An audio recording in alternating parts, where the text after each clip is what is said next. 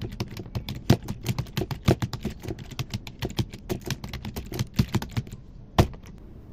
fellas, ketemu lagi sama gue Tipa Wijaya. Gimana kabar kalian hari ini? Semoga baik-baik saja dan sehat walafiat. Di video kali ini gue bakal membahas topik lanjutan dari topik yang sama, kayak masih dalam topik yang sama, yakni kehidupan kampus. Tapi kali ini gue membahas temanya cara belajar. Lebih spesifiknya, cara belajar selama masa kuliah. Emang apa bedanya cara belajar di kuliah dengan di sekolah? Menurut pengalaman gue beda, karena tentu saja tingkatannya udah beda, dan tingkatan kesulitan masing-masing jurusan itu beda-beda juga. Misal mungkin kayak di jurusan kumpul sosial, kayak Fakultas Ilmu Sosial dan Ilmu Politik, atau mungkin Fakultas Ekonomi dan Budaya, atau Fakultas Ilmu Komunikasi dan lain sebagainya.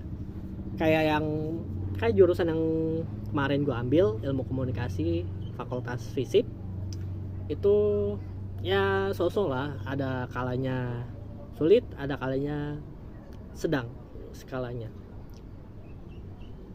Mungkin juga jurusannya lebih sulit daripada di SMA, kayak jurusan di Fakultas MIPA, kayak mungkin fisika murni, kimia murni, biologi, matematika murni. Tapi ada juga sih yang pendidikan kayak cuma bedanya kalau yang pendidikan itu tentu saja beda fakultas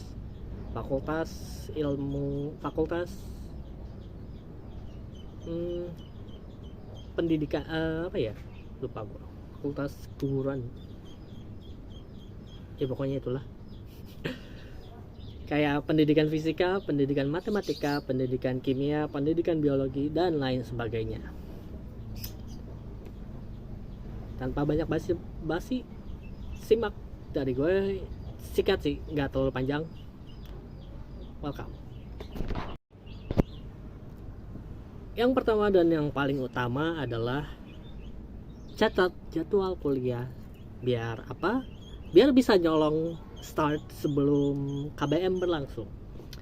Misalnya Senin itu ada pendidikan kewarganegaraan, pengantar filsafat, dan pengantar bahasa Indonesia mungkin. Nah, itu kalian bisa tuh dari sorenya atau malam belajar tipis-tipis tentang mata kuliah yang akan berlangsung Seninnya mungkin atau Selasanya, biar ada gambaran gitu apa aja sih yang bakal dijelasin dosen di jadwal kuliah tuh. Seingat gue ada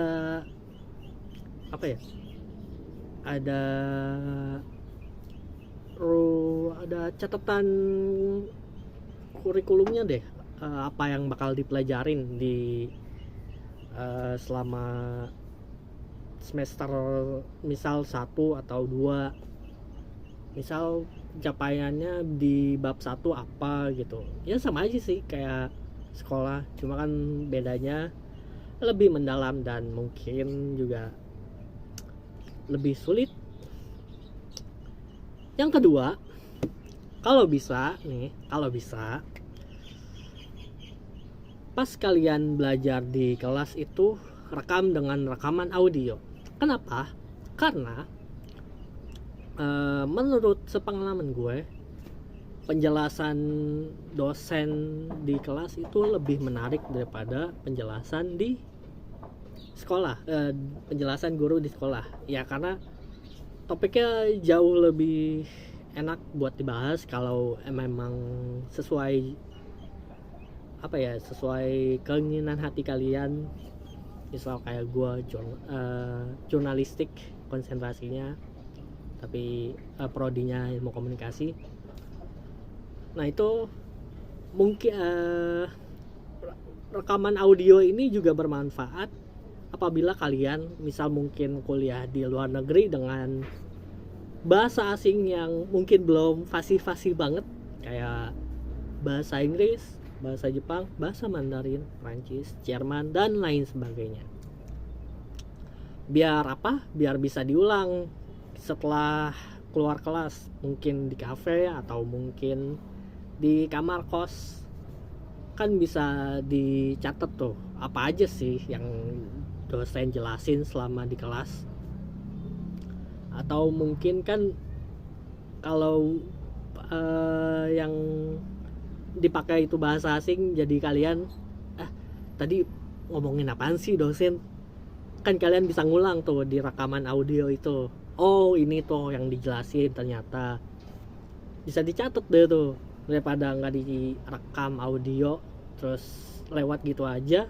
Jadi kan progres belajar kalian itu nggak linear. Yang ketiga, kalau bisa diskusi sama dosen di luar kelas, mungkin setelah kelasnya atau mungkin di sela-sela kalian jadwal kosong. Waktu pengalaman gue sih, dosen itu seneng sih sama mahasiswa yang aktif buat diskusi tentang materi-materi yang dipelajarin di kelas.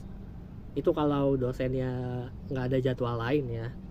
Kalau ada ya nggak bisa juga. Terus yang keempat, mulai belajar hard skill dari semester pertama. Hard skill itu apa? Hard skill itu mungkin dari hobi kalian, kayak menulis, menggambar, bermain musik, public speaking, content creating, dan lain sebagainya.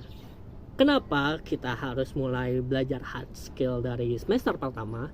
Karena menurut gue ini tuh bakal mempersiapkan kalian kalau nanti udah lulus kuliah. Kan misal semester pertama nih, kalian belajar menggambar dari dasar-dasar menggambar, sketching lah, coloring lah, dan lain sebagainya. Nanti kalau seiring berjalannya waktu, kalau kalian disiplin, itu kan nanti bisa kepakai buat kemampuan tambahan dan value, added value atau value, nilai tambahan buat diri kalian sendiri sebagai pelamar, pencari kerja, biar beda daripada yang lain.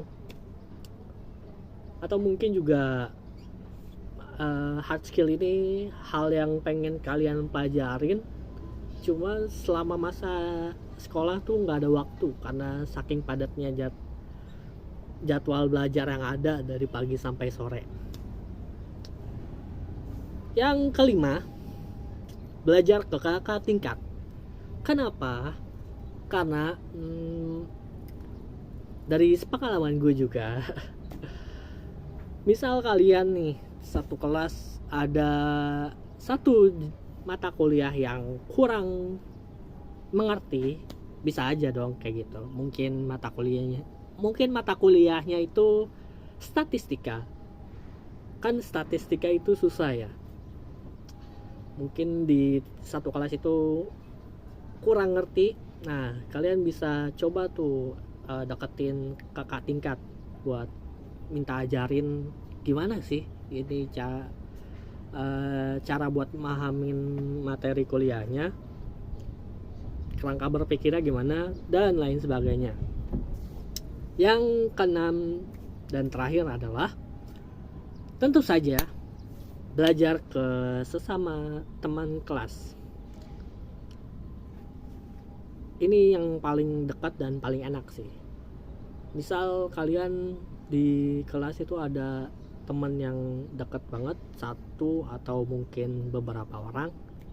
Kenapa kalian gak coba ajak diskusi tentang materi-materi yang ada di kelas, atau mungkin dihubungkan dengan fenomena-fenomena yang ada, yang sedang terjadi antara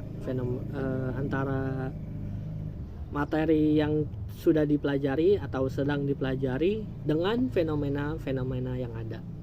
Kan jadi nanti pemahaman kalian itu jadi lebih komprehensif atau menyeluruh tentang materi kuliah yang dipelajarin.